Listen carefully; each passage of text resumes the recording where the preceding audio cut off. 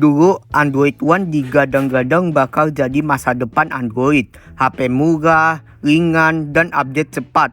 Tapi sekarang, kenapa HP gak ada yang pakai lagi? Apakah ini proyek gagal dari Google? Di video ini kita bakal bahas kenapa Android One dulu dipuji dan kenapa sekarang malah ditinggalkan. Di video ini gua bakal bongkar semuanya dari awal kemunculan Android One sampai alasan kenapa sekarang malah ditinggalkan. Tanpa berlama-lama lagi langsung saja kita mulai pembahasannya.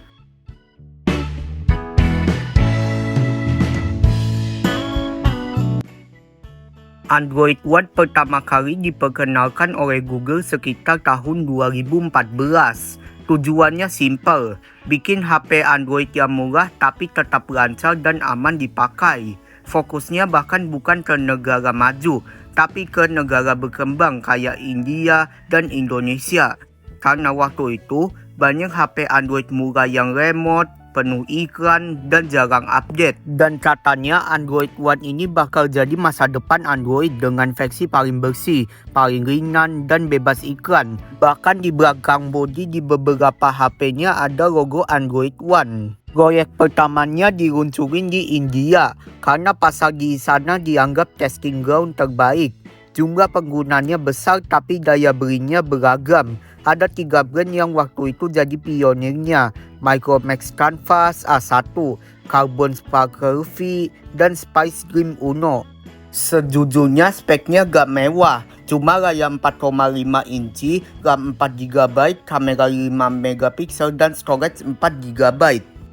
Tapi sistemnya udah Android murni versi KitKat dan dijanjiin update ke Lollipop. Nah, Indonesia juga sempat kebagian jatah gelombang berikutnya. Sekitar tahun 2015, Google kerja sama bareng beberapa brand lokal kayak Micro Impact, Nexian Johnny, dan Evercost One X. Momen itu bikin heboh banget karena pertama kalinya HP lokal dapat perhatian langsung dari Google. Tapi walaupun idenya keren, eksekusinya gak semulus itu. Karena begitu proyeknya masuk ke pasar, banyak pengguna yang kecewa. Speknya terlalu pas-pasan, storage-nya kecil banget, cuma 4GB. Banyak aplikasi nggak bisa diinstal karena memori udah kepenuhan, cuma buat sistem. Akhirnya di gelombang pertama ini Android bisa dibilang gagal. Tapi buat Google ini baru langkah awal. Dari sini mereka sadar ternyata pengguna gak cuma butuh Android murni, tapi juga fitur dan karakter. Intinya dari awal Android One itu bukan proyek gagal, justru dia jadi gerbang eksperimen besar Google buat nerapiin ekosistem Android yang menjadi awal mula dari kejayaan Android One.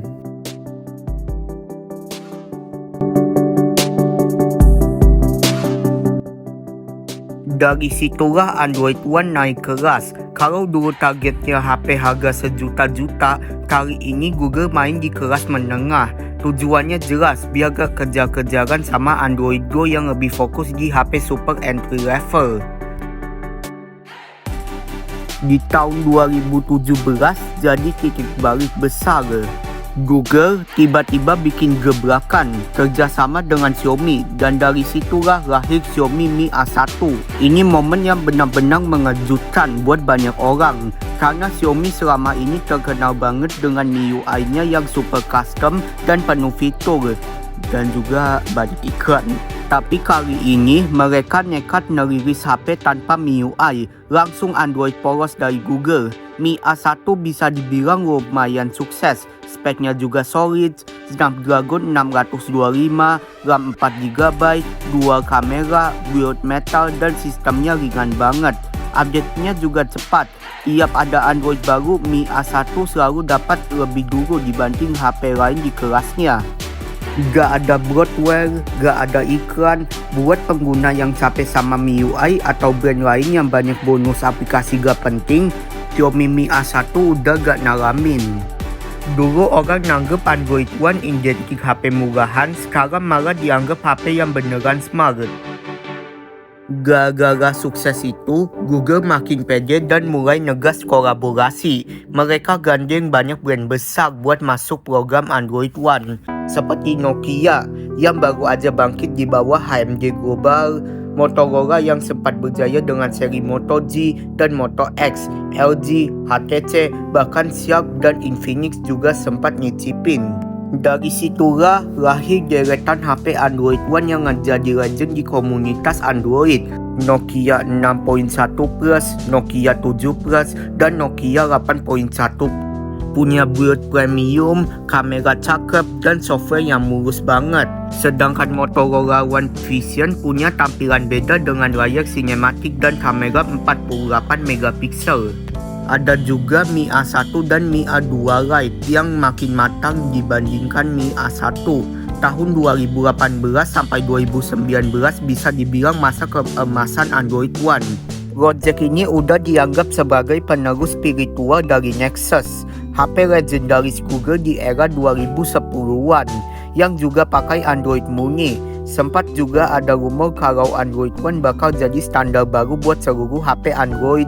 Kayak Google bakal kontrol software biar semua brand gak asal modif kayak sebelumnya. Di era ini Google sudah reputasi positif.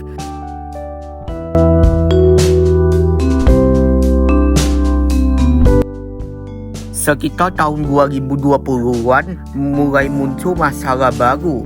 Banyak pengguna Mi A1, A2 sampai Nokia 7 mulai ngeluh karena update Androidnya itu delay parah. Padahal Google janji 2 tahun update cepat.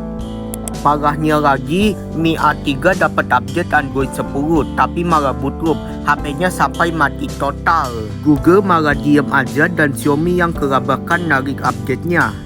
Dari situ mulai kelihatan kalau janji manis Android One gak seindah realitanya.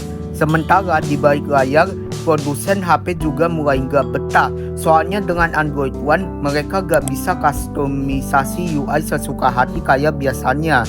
Gak ada MIUI, gak ada ColorOS, dan gak ada fitur khas mereka yang bisa bikin beda.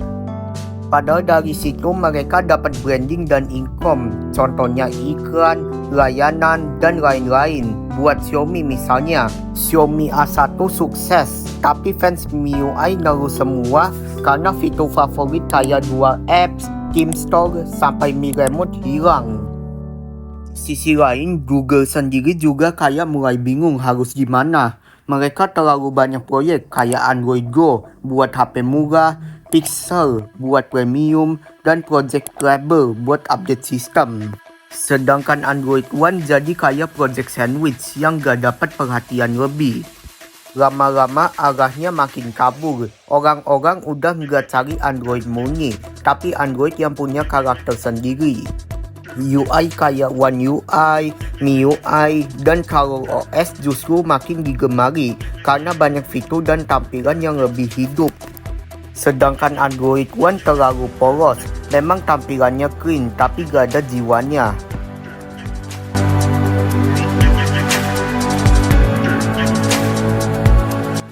Sekitar tahun 2021, Android One mulai ditinggalkan, satu persatu brand minggat.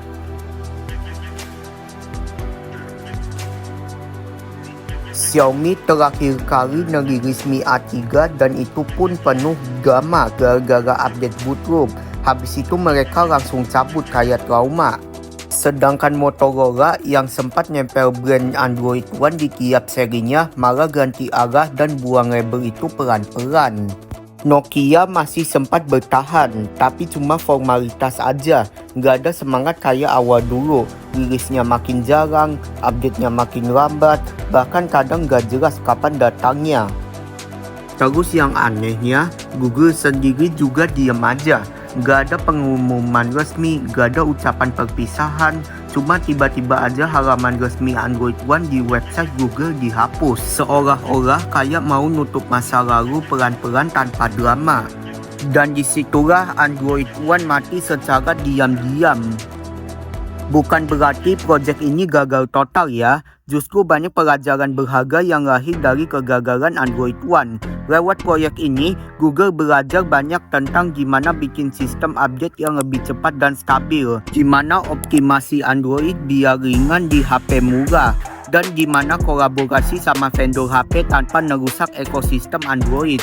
Beberapa teknologi yang sekarang kita anggap biasa aja di Android modern, misalnya Project Treble, Android Go Edition, dan sistem seamless update, itu awalnya dikembangin dari eksperimen Android One. Jadi bisa dibilang, walaupun Android One sudah mati, tapi DNA-nya masih hidup di dalam Android sekarang. Dan yang unik, semangat Android murni yang dulu jadi alasan orang beli Android One, sekarang malah balik lewat Google Pixel. Bedanya, Android One itu buat semua orang. Sekarang Pixel jadi barang premium buat yang pengen Android paling murni dan paling update.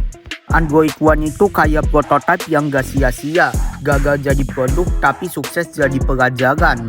So, walaupun proyeknya udah berakhir, peninggalannya tetap terasa di setiap HP Android yang kita pegang sekarang.